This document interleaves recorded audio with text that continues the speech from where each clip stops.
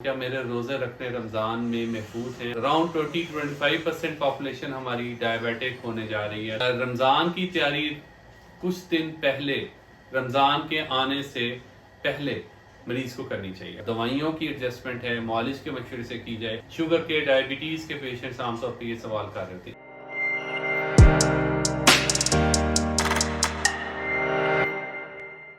बिस्मिल्लाहिर्रहमानिर्रहीम। आज की वीडियो का मकसद रमज़ान और डायबिटीज़ से मुताल्लिक़ कुछ अहम बातों पे रोशनी डालना है। मैं हूँ professor doctor Israrul Haq Toor, professor of medicine, King Edward Medical University Mayo Hospital. हम सबको पता है कि डायबिटीज़ एक लाइफ लॉन्ग डायग्नोसिस है।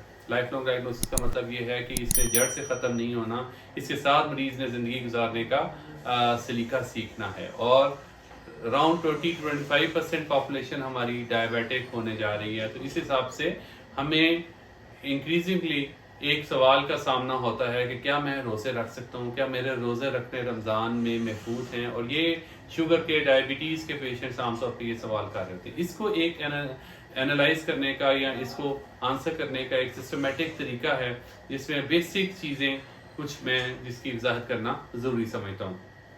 सबसे पहले सबसे ज़रूरी तो ये चीज़ है कि रमज़ान की तैयारी कुछ दिन पहले, रमज़ान के आने से पहले मरीज़ को करनी चाहिए। अगर उसकी नीयत है और वो हिम्मत रखता है कि मैं रोज़ा रखना चाहता हूँ या ख्वाहिश रखता है, तो उसको चाहिए कि अपनी असेसमेंट रमज़ान के हवाले से अपने मौलिद से कराए और कुछ ज़रूरी टेस्ट और कुछ असेसमेंट के बाद, सवाल जवाब के बाद, उसकी रोज़ों की सेफ्टी के हवाले से हम उसको क्लियर इंस्ट्रक्शंस दे सकते हैं कि आया रमज़ान के रोज़े रखने सेफ हैं या नहीं हैं उस बंदे के। दूसरे नंबर पे एक और पॉइंट बड़ा ज़रूरी है कि इस असेसमेंट का ये यूनिवर्सल फिनोमेना नहीं है। इसमें आज अगर हमारे मरीज़ के हालात ठीक हैं और वो रोज़ा रख सकता है और सेफ्टी कैरी कर सकता है, तो ये ज़रूरी नहीं है कि वो हमेशा के लिए रोज़ा रख सके। अगले साल के लिए उसको नई असेसमेंट की ज़रूरत होगी। दोबारा से अपने मौलिद से रब्ता करने से उसको अंदाज़ा होगा कि इस गुजरे हुए साल में उसकी सेहत इस काबिल रही है कि वो इस दफ़ा रोज़े रख सके और क्या प्रिकॉशंस हैं जिसके तहत वो रोज़ा रख सकेगा। देखिए, रमज़ान के रोज़े तकरीबन 14 से 15 घंटे का खाली पेट करना और उसके बाद बाकी घंटों के लिए खाने पीने की इजाज़त के साथ ये जो ईटिंग पैटर्न है, इसके बहुत सारे हर बंदे पे असरात आते हैं। लेकिन डायबिटिक्स क्योंकि ख़ास तौर पे कुछ दवाइयों के ज़ेर असर होते हैं, तो उस वजह से उनके इन मामलात पे नज़र रखने की ज़रूरत होती है। और क्या कॉम्प्लिकेशन हो सकती हैं, उसकी 4 मेजर कॉम्प्लिकेशंस हो सकती हैं कि जिसके तहत उसकी शुगर कम हो सकती है, जिसको हाइपो कहते हैं, उसकी शुगर ज़्यादा हो सकती है, जिसको हाइपरग्लाइसीमिया कहते हैं, यानी 70 से कम होना और उसको शुगर का कम होना या कम शक्री की कैफियत होना। ज़्यादती शुगर की 300 से अगर उसकी बढ़ जाए तो वो हो सकती है। तीसरे नंबर पे उसके जिस्म में पानी की कमी हो सकती है, जिसमें 15 घंटे के रोज़े के साथ पानी की कमी, उसके साथ क्लॉट्स का बनना या उसमें ख़ास मेडिकल एमरजेंसी जिसको DKA कहते हैं, वो एक कैफियत हो सकती है।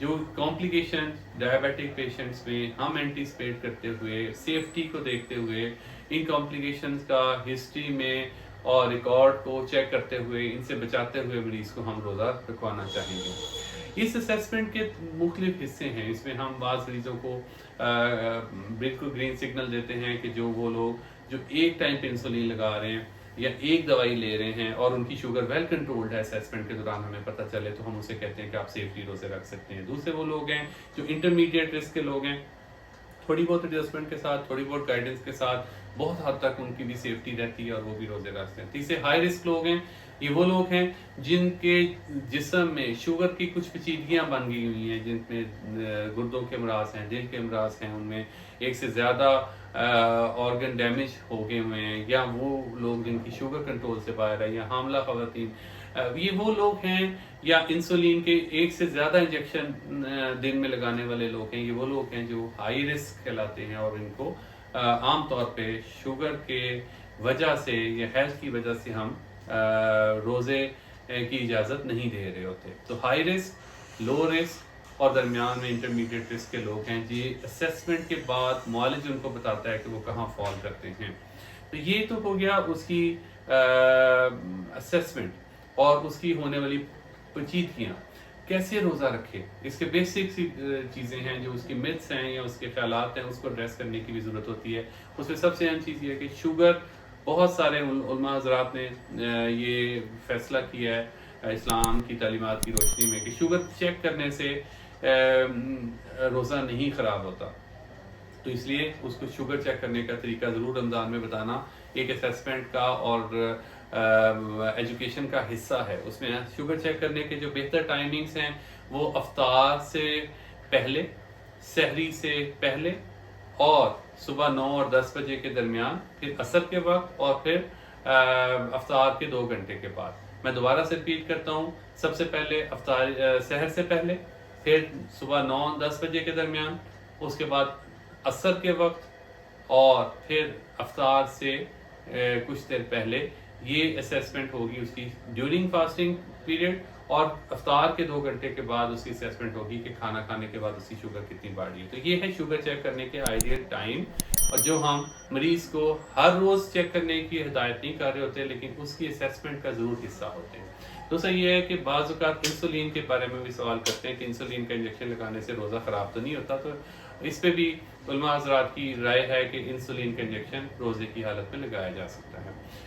پھر تیسرے نمبر پہ آ جاتی ہے ضروری غذا کی احتیاط. غذا میں ایسے مشروبات جو بہت میٹھے ہیں وہ نہیں لینے، ایسے مشروبات جو ایسی خوراکیں جو ہم عام طور پہ رمضان کے سلسلے میں استعمال کر رہے ہوتے ہیں اور جن کا عام بندے کے لیے بھی کوئی اتنے ہیلدی نہیں ہے، اور خاص طور پہ رمضان کے دنوں میں ڈائبیٹکس کے لیے بھی وہ کوئی مناسب خوراک نہیں ہوتی. ان میں بازاری چیزیں، تلی ہوئی چیزیں، ڈیپ فرائڈ چیزیں، جس میں نمک کا استعمال بہت زیادہ ہو، گندے آئل کا استعمال ہو، اس کے علاوہ بہت زیادہ جس میں فروٹ جوسز ہیں یا مشروبات ہیں، ڈرنکس ہیں، تو ان سے بچنا چاہیے.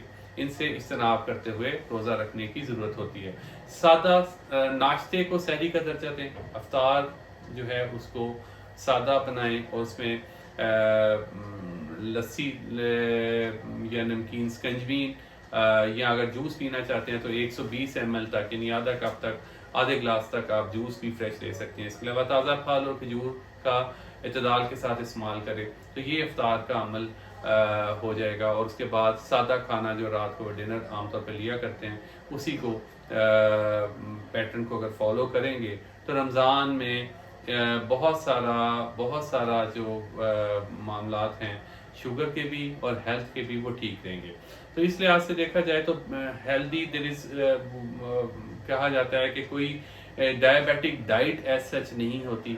ایک ہیلدی بیلنس ڈائٹ ہوتی ہے with taking care of diabetic aspect. اور اس میں یہی ہے کہ سب سے اہم چیز یہی ہے کہ اس میں ایک خاص حد تک اپنے ایکٹیویٹی لیول کو شامل رکھا جائے، ایکسرسائز کے لیول کو شامل رکھا جائے، اور اس کے علاوہ ہمارے جو دوائیوں کی ایڈجسٹمنٹ ہے معالج کے مشورے سے کی جائے. عام طور پہ ہم سحر کے وقت دوائیوں کی مقدار کو تھوڑا سا کم کر رہے ہوتے ہیں اور اس کو شفٹ کر رہے ہوتے ہیں صبح کی دوائی کو افطار کے وقت، اور افطار کی دوائیاں اور سحر کی دوائیاں آپس میں چینج کرنے کے بعد ایک ریزنیبل حد تک ہم ایک ایسا اس کو نسخہ بنا کے دے رہے ہوتے ہیں مریض کو جس کے ساتھ وہ اپنی شوگر کو ریزنیبل حد تک کنٹرول کرتے ہوئے سیفلی رمضان کے روزے رکھ سکتا ہے. تو اس دعا کے ساتھ اللہ تعالیٰ سب کو صحت تندرستی والی لمبی عمر دے اور رمضان کی ساری برکات سمیٹنے کا موقع دے. بہت شکریہ. ڈاک ٹاک کے پلیٹ فارم پہ دی ہوئی ہیلتھ اویئرنیس اور مختلف موضوعات پہ بات اگر آپ کو اچھی لگے تو اپنے دوستوں سے شیئر کرنا مت بھولیں.